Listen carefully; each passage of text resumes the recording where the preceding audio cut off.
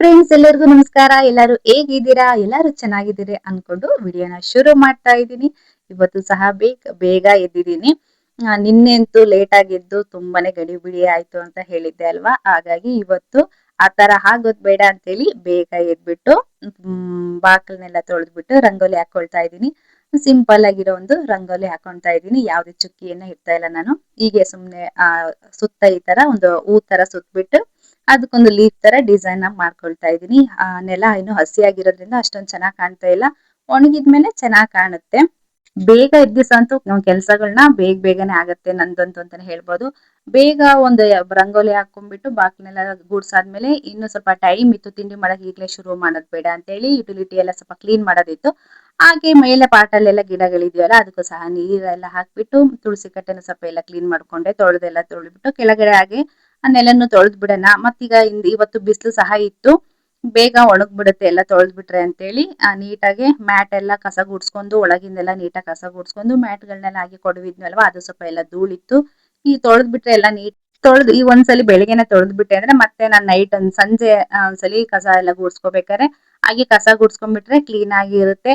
ನಾವು ಇಲ್ಲಾಂದ್ರೆ ಇಲ್ಲೇ ಧೂಳು ಎಲ್ಲ ಹಾಗೆ ಇತ್ತು ಅಂದ್ರೆ ಮಲ್ಲಿಂದ ಎಲ್ಲ ಒಳಗ್ ಓಡಾಡ್ತಾ ಇರ್ತೀವಲ್ವಾ, ಒಳಗೆಲ್ಲ ಧೂಳು ಬಂದ್ಬಿಡುತ್ತೆ ಅಂತೇಳಿ ಎಲ್ಲ ಕ್ಲೀನ್ ಮಾಡ್ಕೊಂಡ್ಬಿಡ್ತೀನಿ ಬೆಳಿಗ್ಗೆ ಅಥವಾ ಸಂಜೆ ದಿನದಲ್ಲಿ ಒಂದ್ ಟೈಮ್ ಕ್ಲೀನ್ ಮಾಡ್ಕೊಂಡ್ಬಿಡ್ತೀನಿ. ಹಾಗೆ ಹಾಲು ಸಹ ತಗೊಂಬಂದ್ ಕೊಟ್ಟಿದ್ರು. ಹಾಲಿನ ಪ್ಯಾಕೆಟ್ ಕಟ್ ಮಾಡೋದನ್ನ ನಾವೇನ್ ಮಾಡ್ಬಿಡ್ತೀವಿ, ತುದಿ ಏನಿದೆ ಅದನ್ನ ಪೂರ್ತಿಯಾಗಿ ಕಟ್ ಮಾಡಿ ತೆಗ್ದ್ಬಿಡ್ತೀವಿ. ಹಿಂದೆಗಡೆ ಅವಾಗ ಪ್ಲಾಸ್ಟಿಕ್ ಒಂದು ಕವರ್ ಇದ್ದು 2 ಪೀಸ್, ಒಂದು ಚಿಕ್ಕ ತುಂಡಾಗುತ್ತೆ, ಒಂದು ದೊಡ್ಡದಿರುತ್ತೆ. ಆ ದೊಡ್ಡದನ್ನ ಮಾಮೂಲಿ ನಾವು ಪ್ಲಾಸ್ಟಿಕ್ ಹಾಕ್ತಿವಲ್ಲ ಕವರ್ಸ್, ಅದಕ್ಕೆ ಹಾಕ್ಬಿಡ್ತೀವಿ. ಚಿಕ್ಕದೇನಿರುತ್ತೆ ಪ್ಲಾಸ್ಟಿಕ್ ಇಂದು ಪೀಸ್, ಅದು ಹಸಿ ಕಸ್ತಲ್ಲಾಗ್ಲಿ ಮತ್ತೆ ಈ ತರ ಎಲ್ಲ ಸೇರ್ಕೊಂಡ್ಬಿಡುತ್ತೆ. ಹಾಗಾಗಿ ಅರ್ಧ ಪೂರ್ತಿ ಕಟ್ ಮಾಡೋಕಿನ್ನ ಲಾಸ್ಟಿಗೆ ಒಂಚೂರು ಹಾಗೇನೆ ಹಾಲಿನ ಕವರ್ ಅಲ್ಲಿ ಹೀಗೆ ಬಿಡ್ಬೇಕಂತೆ. ನಾನು ಮೊದ್ಲೆಲ್ಲ ಪೂರ್ತಿಯಾಗಿ ಕಟ್ ಮಾಡ್ಬಿಡ್ತಿದ್ದೆ. ಆಮೇಲೆ ಒಂದ್ಸರಿ ನನಗೂ ಇದು ಗೊತ್ತಾಯ್ತು ವಿಷಯ. ಈ ಪ್ಲಾಸ್ಟಿಕ್ ಅದೆಲ್ಲ ಕಸ್ತರೋ ವಿಂಗಡಣೆ ಮಾಡ್ತಾರಲ್ವಾ, ಆವಾಗ ನಾನು ಯಾವ್ದೋ ಒಂದು ಇಂಟರ್ವ್ಯೂ ಅಲ್ಲಿ ನೋಡಿದಾಗ ನನ್ಗೆ ಈ ತರ ಹೇಳಿದ್ದನ್ನ ನೋಡಿದ್ದೆ. ಅವಾಗ್ಲಿಂದ ನಾನು ಯಾವಾಗ್ಲೂ ಇದೇ ತರ ಕಟ್ ಮಾಡೋದು. ಆಮೇಲೆ ಹಾಲೆಲ್ಲ ಕಾಯಕ್ಕಿಟ್ಟಾಯ್ತು. ಹಾಗೇನೆ ಮತ್ತೆ ಟೀಗಿಟ್ಟಿದ್ದೆ, ಸ್ವಲ್ಪ ಟೀ ಕುಡಿಯೋಣ ಅಂತ ಹೇಳಿ.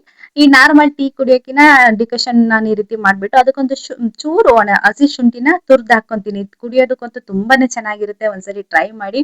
ಮಾಮೂಲಿ ಟೀ ಪುಡಿ ಮತ್ತೆ ನೀರು ಬೆಲ್ಲ ಫಸ್ಟ್ ಮಳ್ಳಕ್ ಇಟ್ಬಿಟ್ಟು ಇನ್ನೇನ್ ಮಳ್ತಾ ಇದೆ ಫುಲ್ ಹಾಲ್ ಹಾಕ್ಬೇಕು ಅನ್ನೋ ಟೈಮಲ್ಲಿ ಸ್ವಲ್ಪ ಹಸಿ ಶುಂಠಿನ ತುರ್ದ್ ಹಾಕೊಂಡ್ಬಿಡ್ತೀನಿ. ಹೋಟೆಲ್ ಅಲ್ಲಿ ಯಾವ ತರ ಟೀ ಇರುತ್ತೆ ನೋಡಿ, ಅದೇ ತರ ಇರುತ್ತೆ. ಕುಡಿಯೋದಕ್ಕಂತೂ ಇನ್ನು ತುಂಬಾನೇ ಚೆನ್ನಾಗಿರುತ್ತೆ.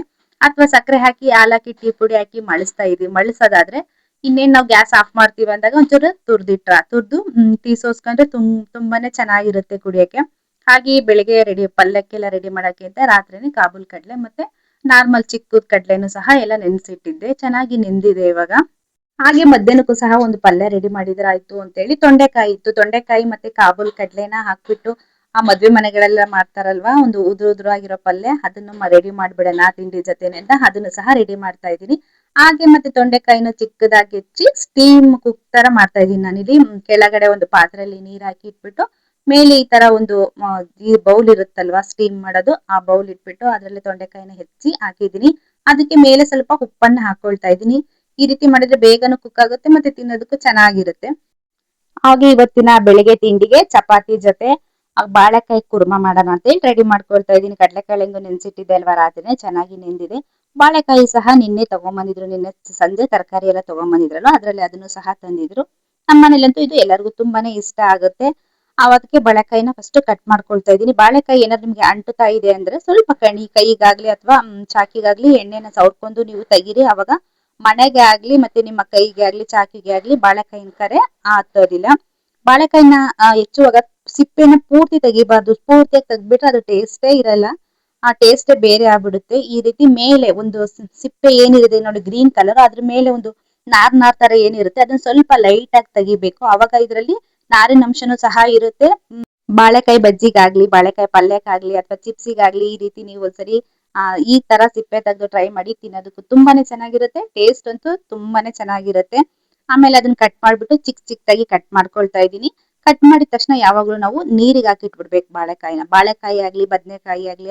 ಬಾಳೆಕಾಯಿನ ಅವಾಗ ತಿಂತಾ ಇರ್ಬೇಕಂತ, ಯಾಕೆಂದ್ರೆ ಅದು ತುಂಬಾನೇ ತರಕಾರಿಯಲ್ಲಿ ಅದು ಸಹ ತುಂಬಾನೇ ಟೇಸ್ಟ್ ಆಗಿರೋ ಒಂದು ತರಕಾರಿ ಅಂತಾನೆ ಹೇಳ್ಬೋದು. ಇದು ಬಜ್ಜಿ ಮಾಡ್ತಾರಲ್ಲ ಆ ಬದನೆಕಾಯಿ, ಅಥವಾ ಇದೇನಾದ್ರು ಸಿಗ್ತಾ ಇಲ್ಲ ನಿಮ್ಗೆ ಅಂದ್ರೆ ನಾರ್ಮಲ್ ಬಾಳೆಹಣ್ಣನ್ನ ಬೆಳಿತೀರಲ್ಲ ನೀವು, ಅದ್ರಲ್ಲೂ ಸಹ ಈ ರೀತಿ ಗ್ರೇವಿನ ಮಾಡ್ಕೋಬಹುದು. ತಿನ್ನೋದಕ್ಕೆ ತುಂಬಾನೇ ಚೆನ್ನಾಗಿರುತ್ತೆ. ಈಗ ಬಾಳೆಕಾಯ್ದು ಮತ್ತೆ ಕಡಲೆಕಾಳು ಗ್ರೇವಿ ಮಾಡೋದಕ್ಕೆ ಒಂದ್ 2 ಈರುಳ್ಳಿ ಹೆಚ್ಚಿಟ್ಕೊಂಡಿದೀನಿ, ಸ್ವಲ್ಪ ಶುಂಠಿ, ಒಂದ್ 2-3 ದಪ್ಪ ಬೆಳ್ಳುಳ್ಳಿ ಎಸ್ಲುಗಳ ಒಂದ್ 3-4 ಎಸ್ಲುಗಳು ತಗೊಂಡಿದೀನಿ, ಒಂದೇ ಒಂದು ಟೊಮಾಟನ ಹೆಚ್ಚಿಟ್ಟಿದೀನಿ, ಸ್ವಲ್ಪ ಕಾಯಿನ ಕಟ್ ಮಾಡಿ ಇಟ್ಕೊಂಡಿದೀನಿ. ಇವಾಗ ನೆಕ್ಸ್ಟ್ ಅದನ್ನೆಲ್ಲ ರುಬ್ಬಿಬಿಟ್ಟು ಒಗ್ಗರಣೆ ಹಾಕಿದೀನಿ. ರುಬ್ಬೋದಕ್ಕೆ ನಾನು ಸ್ವಲ್ಪ ಅದಕ್ಕೆ ಧನಿಯಾ ಪುಡಿ, ಚಿಲ್ಲಿ ಪೌಡರ್ ಮತ್ತೆ ಆ ಚಕ್ಕೆ ಮತ್ತೆ ಸ್ವಲ್ಪ ಲವಂಗವನ್ನ ಸೇರಿಸ್ಬಿಟ್ಟು ರುಬ್ಕೊಂಡಿದ್ದೆ.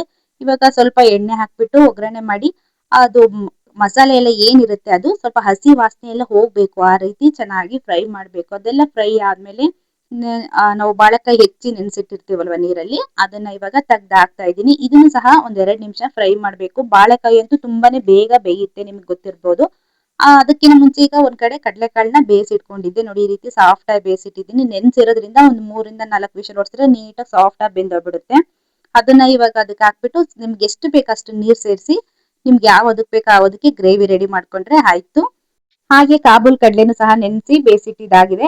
ಅದ್ರ ಜೊತೆ ಮತ್ತೆ ಸ್ವಲ್ಪ ಸ್ಟೀಮ್ ಮಾಡಕ್ ಇಟ್ಟಿದ್ನಲ್ವಾ ತೊಂಡೆಕಾಯಿ, ಅದನ್ನ ಉದುರು ಪಲ್ಯ ಮಾಡಕ್ಕೆ ಅಂತೇಳಿ ಈ ಮದ್ವೆ ಮನೆಗಳೆಲ್ಲ ಮಾಡ್ತಾರೆ ನೋಡಿ, ಆ ತರ ಪಲ್ಯ ಮಾಡಕ್ಕೆ ಅಂತೇಳಿ ಸ್ವಲ್ಪ ಬ್ಯಾಡಿಗೆ ಮತ್ತೆ ಒಂದ್ ಸ್ವಲ್ಪ ಗುಂಟೂರು ಮೆಣಸಿಕಾಯಿನ ಹಾಕೊಂಡಿದೀನಿ. ನಾನು ಕಲ್ಲರಿಗೆ ಒಂದ್ ಸ್ವಲ್ಪ ಹಾಕೊಂಡಿದೀನಿ, ಮತ್ತೆ ಖಾರಕ್ಕೆ ಒಂದ್ ಸ್ವಲ್ಪ ಮೆಣಸಿಕಾಯಿ ಹಾಕೊಂಡ್ಬಿಟ್ಟು ಅದಕ್ಕೆ ಒಂದ್ ಸ್ವಲ್ಪ ತೆಂಗಿನಕಾಯಿ ಪೀಸ್ಗಳನ್ನ ಹಾಕಿ ಮತ್ತೆ ಒಂದ್ ಸ್ವಲ್ಪ ಕರ್ಬೇ ಸೊಪ್ಪು, ಜೀರಿಗೆ ಹಾಕ್ಬಿಟ್ಟು ಅದನ್ನ ಸ್ವಲ್ಪ ತರ್ತರಿಯಾಗಿ ಈ ರೀತಿ ರುಬ್ಬಿ ಹಿಡ್ಕೊಂಡಿದೀನಿ. ಒಗ್ಗರಣೆ ಮಾಡೋದಕ್ಕೆ ಈರುಳ್ಳಿನ ಸಣ್ಣದಾಗಿ ಇಟ್ಕೊಂಡಿದೀನಿ, ಸ್ವಲ್ಪ ಕೊತ್ತಂಬರಿ ಸೊಪ್ಪು ಲಾಸ್ಟಿಗೆ ಹಾಕೋದಕ್ಕೆ ಅಂತ.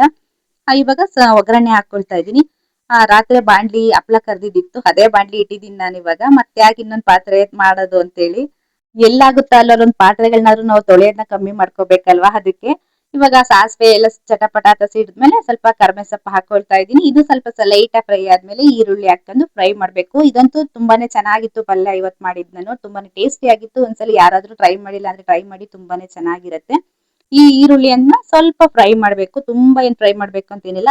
ಇದು ಒಂದ್ ಸ್ವಲ್ಪ ಚೆನ್ನಾಗಿ ಬಾಡಿದ್ಮೇಲೆ ಇಲ್ಲ ಇದಕ್ಕೆ ಉಪ್ಪು ಸ್ವಲ್ಪ ನೀವು ಹಾಕೊಳ್ಳೋದಿದ್ರೆ ಹಾಕೋಬಹುದು. ನಾನು ಕಾಬೂಲ್ ಕಡ್ಲೆ ಬೇಯಿಸ್ಬೇಕಾದ್ರೂ ಸಹ ಅದಕ್ಕೆ ಉಪ್ಪು ಹಾಕಿ ಬೇಯಿಸಿದ್ದೆ, ಮತ್ತೆ ಇದು ತೊಂಡೆಕಾಯಿ ಬೇಯಿಸ್ಬೇಕಾದ್ರೂ ಸಹ ಅದಕ್ಕೂ ನಾನು ಉಪ್ಪು ಹಾಕಿದ್ದೆ. ಹಾಗಾಗಿ ನಾನು ಇಲ್ಲಿ ಉಪ್ಪು ಹಾಕೊಂತ ಇಲ್ಲ. ಲಾಸ್ಟಿಗೆ ಸ್ವಲ್ಪ ಎಲ್ಲ ರೆಡಿ ಆದ್ಮೇಲೆ ರುಚಿ ನೋಡಿ ಬೇಕು ಅಂದ್ರೆ ಸೇರ್ಸ್ಕೋಬಹುದು ಅಂತ. ಈರುಳ್ಳಿ ಫ್ರೈ ಆದ್ಮೇಲೆ ಸ್ವಲ್ಪ ಅರಿಶಿಣದ ಪುಡಿ ಹಾಕ್ಬಿಟ್ಟು ಮತ್ತೆ ತರ್ತರಿಯಾಗಿ ರುಬ್ಬಿಟ್ಟಿದಂತಹ ತೆಂಗಿನಕಾಯಿ ಮತ್ತೆ ಜೀರಿಗೆ ಇದನ್ನೆಲ್ಲ ನಾನು ಮೆಣಸಿನಕಾಯಿ ಹಾಕಿ ರುಬ್ಕೊಂಡಿದ್ನಲ್ವಾ, ಅದನ್ನ ಹಾಕೊಳ್ತಾ ಇದೀನಿ. ಈ ರೀತಿ ತರ್ತರಿಯಾಗಿ ರುಬ್ಕೋಬೇಕಾದ್ರೆ ತುಂಬಾ ಸಾಫ್ಟ್ ಆಗಿ ರುಬ್ಕೋಬಾರ್ದು, ಮತ್ತೆ ರುಬ್ಬೇಕಾದ್ರೆ ನಾವು ನೀರ್ ಸೇರಿಸಬಾರ್ದು. ಇದನ್ನ ಹಾಗೆ ಡ್ರೈ ತರ ಪಲ್ಯ ಮಾಡಿಟ್ರೆ ತಿನ್ನೋದಕ್ಕೆ ತುಂಬಾನೇ ಚೆನ್ನಾಗಿರುತ್ತೆ. ಇದು ಸಹ ಹಸಿ ವಾಸನೆ ಎಲ್ಲ ಹೋಗ್ಬೇಕು, ಆ ರೀತಿ ನೀಟಾಗಿ ಒಂಚೂರು ಫ್ರೈ ಮಾಡ್ಕೊಂಡ್ಬಿಡಿ. ಫ್ರೈ ಆದ್ಮೇಲೆ ಬೇಯಿಸಿಟ್ಟಿರೋಂತಹ ಕಾಬೂಲ್ ಕಡ್ಲೆ ಮತ್ತೆ ಸ್ಟೀಮ್ ಮಾಡ್ಕೊಂಡಿದ್ನಲ್ವಾ ನಾನು ತೊಂಡೆಕಾಯಿ, ಅದನ್ನ ಇದಕ್ಕೆ ಹಾಕ್ಬಿಟ್ಟು ಒಂದ್ 2 ನಿಮಿಷ ಹಾಗೆ ಸಣ್ಣ ಉರಿಯಲ್ಲಿ ಬೇಯಿಸ್ಬಿಟ್ರೆ ಇದಂತೂ ಬೇಗನೆ ರೆಡಿಯಾಗಿ ಹೋಗ್ಬಿಡುತ್ತೆ. ನಾನಿದು ಚಪಾತಿಗೆ ಅಂತಾನೆ ಏನ್ ಮಾಡ್ತಾ ಇಲ್ಲ, ಹಾಗೆ ಬಾಕ್ಸ್ಗೆಲ್ಲ ತಗೊಂಡ್ ಹೋಗ್ತಾರಲ್ವಾ, ಸ್ವಲ್ಪ ಹಾಗೆ ಸೈಡ್ ಡಿಶ್ ತರ ಇರುತ್ತೆ ಅಂತ ಹೇಳಿ ಅದಕ್ಕೆ ಲಂಚ್ ಬಾಕ್ಸ್ ಗಳಿಗೆ ಹಾಕೋದಕ್ಕೂ ಆಗುತ್ತೆ, ಮತ್ತೆ ಮಧ್ಯಾಹ್ನ ಊಟಕ್ಕೂ ಸಹ ನೆಂಚ್ಕೊಳಕ್ ಆಗುತ್ತೆ ಅಂತ ಹೇಳಿ ರೆಡಿ ಮಾಡ್ಕೊಳ್ತಾ ಇದ್ದೀನಿ. ಮಧ್ಯಾಹ್ನ ಒಂದ್ ಬೇಳೆ ಸಾರು ಮಾಡ್ಕೊಂಡ್ಬಿಟ್ರೆ ಈ ಪಲ್ಯ ಊಟಕ್ಕೂ ಆಯ್ತು, ಮತ್ತೆ ಮಕ್ಳಿಗೆಲ್ಲ ಸೈಡ್ ಡಿಶ್ ಆಗಿ ಒಂದ್ ತಗೊಂಡ್ ಹೋಗಕ್ಕೂ ಆಯ್ತು ಅಂತ ಹೇಳಿ ತಿನ್ನೋದಕ್ಕೂ ಚೆನ್ನಾಗಿರುತ್ತೆ ಅಂತ ರೆಡಿ ಮಾಡ್ಕೊಳ್ತಾ ಇದ್ದೀನಿ. ನೋಡಿ ಫೈನಲಿ ಈ ರೀತಿ ರೆಡಿ ಆಯ್ತು. ಲಾಸ್ಟಿಗೆ ಸ್ವಲ್ಪ ಕೊತ್ತಂಬರಿ ಸೊಪ್ಪು ಹಾಕ್ಬಿಟ್ಟು ಒಂಚೂರು ಅದನ್ನ ಬೇಯಿಸ್ಬೇಕು. ಹಾಗೆ ಒಂದ್ 2 ನಿಮಿಷ, ಒಂದ್ ನಿಮಿಷ ನೀಟಾಗಿ ಹಾಗೆ ಸ್ವಲ್ಪ ಸಣ್ಣ ಉರಿಯಲ್ಲಿ ಬೇಯಿಸ್ಬಿಟ್ಟು ಆಫ್ ಮಾಡಿದ್ರೆ ಫೈನಲಿ ರೆಡಿ ಆಯ್ತು. ತಿನ್ನೋದಕ್ಕಂತೂ ತುಂಬಾನೇ ಚೆನ್ನಾಗಿತ್ತು.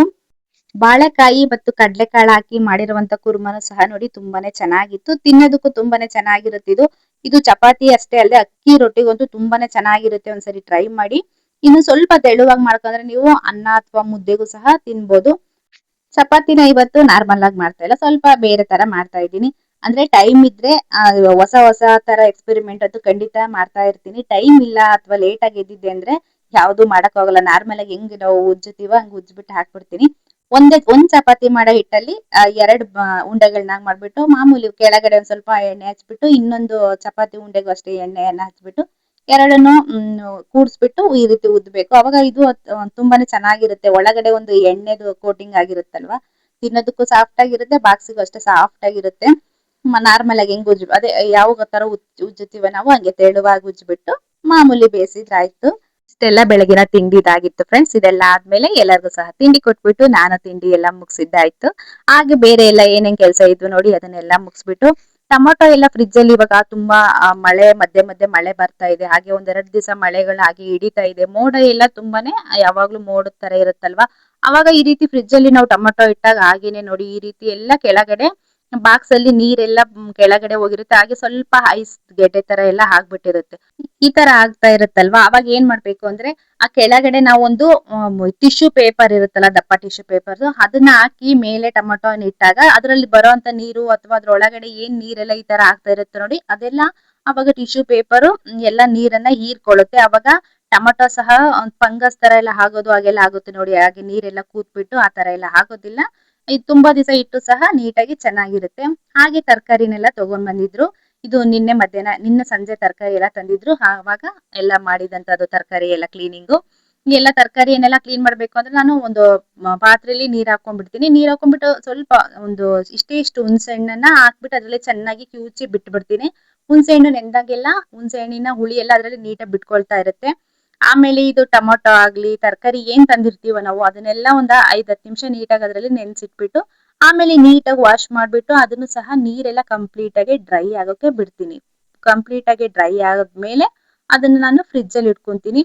ಈ ತರ ಮಾಡೋದ್ರಿಂದ ಒಂದು ನಮ್ಗೆ ಹೆಲ್ತ್ ಬೆನಿಫಿಟ್ ಸಹ ಇದೆ ಅಂತಾನೆ ಹೇಳ್ಬೋದು. ಆಚೆ ಕಡೆ ಅದನ್ನ ನಾವು ಅದು ಬೆಳೆದು ಮತ್ತೆ ಮಾರ್ಕೆಟಿಗೆ ಬಂದು ಅಲ್ಲಿಂದ ಇನ್ನೊಬ್ರು ತಂದು ನಾವು ಅವ್ರು ಮಾರಿ ಅವರಿಂದ ನಾವು ತಗೊಂಡ್ಬಂದು ಹಾಗೆ ಡೈರೆಕ್ಟ್ ಆಗಿ ಫ್ರಿಜ್ ಅಲ್ಲಿ ನಾನು ಯಾವ್ದನ್ನು ತರಕಾರಿ ಎಲ್ಲ ಇಡೋದಿಲ್ಲ. ಹಣ್ಣುಗಳಂತೂ ನಾನು ಫ್ರಿಜ್ ಅಲ್ಲಂತೂ ಇಡೋದೇ ಇಲ್ಲ ಬಿಡಿ. ಹಣ್ಣುಗಳು ಯಾವಾಗ್ಲೂ ನಾನು ಆಚೆನೆ ಇಟ್ಬಿಟ್ಟು ತೊಳೆದ್ಬಿಟ್ಟು ನೀಟಾಗಿ ಈ ರೀತಿ ತೊಳೆದು ಹಾಗೆ ಒಂದ್ ಬೌಲಲ್ಲಿ ಹಾಕಿ ಇಟ್ಕೊಂಡಿರ್ತೀನಿ. ಆಚೆಯಿಂದನೇ ತಿನ್ನೋ ಅಂತದ್ದು ಯಾವಾಗ್ಲೂ ನಾನು ಫ್ರಿಜ್ ಅಲ್ಲಿ ಇಡೋ ಅಭ್ಯಾಸ ನಾನು ಮಾಡ್ಕೊಂಡೇ ಇಲ್ಲ. ಹಾಗಾಗಿ ನಾನು ಫ್ರಿಜ್ ಅಲ್ಲಿ ಯಾವುದೇ ರೀತಿಯ ಹಣ್ಣುಗಳನ್ನ ಇಡೋದಿಲ್ಲ.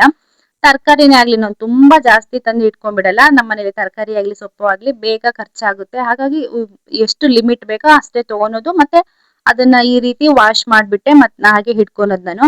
ಫ್ರಿಜ್ ಅಲ್ಲಿ ತುಂಬಾ ಕೂಲ್ ಆಗಿರುತ್ತಲ್ವಾ, ಇದ್ರಲ್ಲಿ ಯಾವ್ದಾದ್ರು ಬ್ಯಾಕ್ಟೀರಿಯಾ ಏನಾದ್ರು ಇತ್ತು ಅಂದ್ರೆ ನಾವು ಹಾಗೆ ಡೈರೆಕ್ಟ್ ಆಗಿ ಫ್ರಿಜ್ ಒಳಗೆ ಇಟ್ಬಿಟ್ವಿ ಅಂದ್ರೆ ಅದು ಮತ್ತೆ ಇನ್ಕ್ರೀಸ್ ಆಗುವಂತ ಚಾನ್ಸಸ್ ಇರುತ್ತೆ. ಹಾಗಾಗಿ ನೀಟಾಗಿ ಒಂದ್ಸಲಿ ಈ ರೀತಿ ನಾವು ವಾಶ್ ಮಾಡಿ ಇಡೋದ್ರಿಂದ ಒಳ್ಳೇದು. ಹಾಗೆ ನೇರಳೆಹಣ್ಣು ಸಹ ತಂದಿದ್ರು. ನೇರಳೆಹಣ್ಣಿನ ಸೀಸನ್ ಅಲ್ಲಿ ನೇರಳೆಹಣ್ಣು ಅಂತೂ ಹೇಗ್ ಮಿಸ್ ಮಾಡ್ಕೊಳಕ್ ಆಗುತ್ತಲ್ವಾ. ಹಾಗೆ ನೇರಳೆಹಣ್ಣು ಸಹ ನೀರಿಗೆ ಸ್ವಲ್ಪ ಉಪ್ಪು ಹಾಕ್ಬಿಟ್ಟು ಅದನ್ನು ಸಹ ನೀಟಾಗಿ ವಾಶ್ ಮಾಡ್ಕೊಳ್ತಾ ಇದ್ದೀನಿ. ನೇರಳೆಹಣ್ಣು ಸಹ ತುಂಬಾನೇ ಚೆನ್ನಾಗಿತ್ತು. ಜಂಬು ನೇರಳೆ ಬರುತ್ತೆ ನೋಡಿ, ಅದಂತೂ ತುಂಬಾನೇ ಚೆನ್ನಾಗಿರುತ್ತೆ. ಈ ಟೈಮ್ ನೇರಳೆಹಣ್ಣಿನ ಸೀಸನ್ ಅಲ್ಲಿ ನೇರಳೆಹಣ್ಣನ್ನ ಚೆನ್ನಾಗಿ ನೀವು ತಿನ್ನಿ, ಮಕ್ಳಿಗೂ ಸಹ ಚೆನ್ನಾಗಿ ತಿನ್ಸಿ. ಸೀಸನ್ ಫ್ರೂಟ್ಸ್ ಯಾವುದೇ ಆಗ್ಲಿ ಆ ಸೀಸನ್ ಅಲ್ಲಿ ನಾವು ತಿಂದ್ರೆ ಅದರಿಂದ ನಮ್ಗೆ ತುಂಬಾನೇ ಹೆಲ್ತ್ ಬೆನಿಫಿಟ್ ಇರುತ್ತೆ. ಮತ್ತೆ ಸೀಸನ್ ಫ್ರೂಟ್ ಗಳನ್ನ ಯಾವ್ದನ್ನು ನಾವು ಮಿಸ್ ಮಾಡ್ಕೋಬಾರ್ದು. ನೇರಳೆಹಣ್ಣು ಅಷ್ಟೇ ತುಂಬಾನೇ ಹೆಲ್ತ್ ಗೆ ಒಳ್ಳೇದು ಅಂತಾನೆ ಹೇಳ್ಬೋದು. ಆಗ ಶುಗರ್ ಇರೋರು ಸಹ ಇದನ್ನ ತಿನ್ಬಹುದು ಸಾಕಷ್ಟು. ಬೇರೆ ಹಣ್ಣುಗಳಲ್ಲೆಲ್ಲ ಲಿಮಿಟ್ ಇರುತ್ತಲ್ವಾ ತಿನ್ನೋದಕ್ಕೆ ಅವರಿಗೆ, ಇದನ್ನ ಡೈಲಿ ತಿನ್ಬಹುದು. ಅಂದ್ರೆ ಸೀಸನ್ ವೈಸ್ ಇರೋದಲ್ವಾ, ಅವಾಗ ಸ್ವಲ್ಪ ಇದನ್ನ ಎಷ್ಟು ಸಾಧ್ಯನೋ ಅಷ್ಟು ತಿನ್ನೋದ್ರಿಂದ ತುಂಬಾನೇ ಒಳ್ಳೇದು. ನೇರಳೆ ಹಣ್ಣಲ್ಲಿ ಫೈಬರ್ ಕಂಟೆಂಟ್ ಜಾಸ್ತಿ ಇರುತ್ತೆ ಅಂತಾರೆ. ಹಾಗಾಗಿ ಡೈಜೆಷನ್ ಪ್ರಾಬ್ಲಮ್ಗೂ ಎಲ್ಲದಕ್ಕೂ ತುಂಬಾನೇ ಯೂಸ್ ಆಗುತ್ತೆ. ಹಾಗೆ ತಿನ್ನೋದ್ಕಿನ್ನ ಈ ರೀತಿ ನೋಡಿ ಸ್ವಲ್ಪ ಉಪ್ಪು ಹಾಕ್ಬಿಟ್ಟು ಅದನ್ನ ಚೆನ್ನಾಗಿ ಮಿಕ್ಸ್ ಮಾಡಿ ಒಂದ್ 5 ನಿಮಿಷ ಇಟ್ಬಿಟ್ಟು ತಿಂದಾಗ ಅದು ಚೆನ್ನಾಗಿರುತ್ತೆ. ಕೆಲವರು ತಿನ್ನೋದಕ್ಕೆ ಬೇಡ, ಸ್ವಲ್ಪ ಹೊಗರು ಗಂಟ್ಲೆಲ್ಲ ಹಿಡಿಯುತ್ತೆ ಅಂತ ನೋಡಿ, ಆ ತರ ಏನಾದ್ರು ನಿಮ್ಗೆ ಪ್ರಾಬ್ಲಮ್ ಇತ್ತು ಅಂದ್ರೆ ಸ್ವಲ್ಪ ಉಪ್ಪು ಖಾರ ಎಲ್ಲ ಹಾಕ್ಬಿಟ್ಟು ಒಂದ್ 10 ನಿಮಿಷ ಬಿಟ್ಟು ಬಿಡಿ, ಆಮೇಲೆ ತಿನ್ನಿ. ಆಮೇಲೆ ತಿನ್ನೋದಕ್ಕೆ ತುಂಬಾ ಚೆನ್ನಾಗಿರುತ್ತೆ. ಹಾಗೆ ನೈಟ್ ಆಗಿ ಅಡಿಗೆ ರೆಡಿ ಮಾಡ್ಕೊಳ್ತಾ ಇದ್ದೆ. ಡಿಂಪುದೆಲ್ಲ ಹೋಮ್ ವರ್ಕ್ ಎಲ್ಲ ಮುಗಿಸಿದ್ದೆ. ಹಾಗೇನೆ ಮತ್ತೆ ಎಕ್ಸ್ಟ್ರಾ ಏನಾರ ಅವಳು ಪ್ರಾಕ್ಟೀಸ್ ಮಾಡೋದಿದ್ರೆ ಈಗ ಎಲ್ಲ ಕೂರ್ಸ್ಕೊಂಡ್ಬಿಟ್ಟು ಅಡಿಗೆ ರೆಡಿ ಮಾಡ್ಕೊಳ್ತಾ ಇರ್ತೀನಿ. ಇವತ್ತಿನ ದಿನಚರಿ ನಂದು ಇದೇ ಆಗಿತ್ತು ಫ್ರೆಂಡ್ಸ್. ಈ ತರ ಇತ್ತು ಇವತ್ತಿನ ದಿನ. ಹಾಗೆ ಯಾರೆಲ್ಲ ಹೊಸದಾಗಿ ವಿಡಿಯೋ ನೋಡ್ತಾ ಇದ್ದೀರಿ ಪ್ಲೀಸ್ ಸಬ್ಸ್ಕ್ರೈಬ್ ಮಾಡಿ ನೋಡಿ, ಹಾಗೆ ಲೈಕ್ ಮಾಡಿ, ಶೇರ್ ಮಾಡಿ. ಮತ್ತೊಂದು ಹೊಸ ವಿಡಿಯೋ ಜೊತೆಗೆ ಮತ್ತೆ ಖಂಡಿತ ಸಿಗ್ತೀನಿ ನಾಳೆ. ನಿನ್ನೆನು ಸಹ ಒಂದು ಒಗಟನ್ನ ಕೇಳಿದ್ದೆ, ಯಾರು ಕೂಡ ಅದಕ್ಕೆ ಕಮೆಂಟ್ ಮಾಡಿಲ್ಲ. ಗುಡುಗು ಗುಡುಗಿದರೆ 1000 ನಯನಗಳು ಅರಳುತ್ತವೆ ಅಂತ. ಅದಕ್ಕೆ ಸರಿಯಾದ ಉತ್ತರ ನವಿಲು. ಅಂದ್ರೆ ಗುಡುಗು ಗುಡುಗು ಗುಡುಗ್ದಾಗ ಅಂದ್ರೆ ಮಳೆ ಬರೋ ತರ ಆದಾಗ ಗುಡುಗುತ್ತಲ್ವಾ, ಆವಾಗ ನವಿಲುಗಳು ತನ್ನ ಗರಿಗಳನ್ನ ಬಿಚ್ಚಿ ಆಡ್ತವೆ. ಆವಾಗ ಅದನ್ನ ಗರಿಗಳಲ್ಲಿರುವ ಆ ಕಣ್ಣಿನ ಚಿತ್ರ ಏನಿರುತ್ತೆ ನೋಡಿ ಅದು ಕಾಣಿಸುತ್ತಲ್ವಾ, ಅದಕ್ಕೆ ಉತ್ತರ ನವಿಲು. ಇವತ್ತಿನ ಒಗಟು, ಒಂದು ಮಡಿಕೆ, ಮಡಿಕೆಯೊಳಗೆ ಕುಡಿಕೆ, ಕುಡಿಕೆಯಲ್ಲಿ ಸಾಗರ. ಇದಕ್ಕೆ ಸರಿಯಾದ ಉತ್ತರ ಯಾರಿಗ್ ಗೊತ್ತಿದೆ ಪ್ಲೀಸ್ ಕಮೆಂಟ್ ಮಾಡಿ. ಹಾಗೆ ವಿಡಿಯೋನ ಪೂರ್ತಿಯಾಗಿ ನೋಡಿ. ಮತ್ತೊಂದು ಹೊಸ ವಿಡಿಯೋ ಜೊತೆ ಮತ್ತೆ ಸಿಗ್ತೀನಿ. Thank you for watching.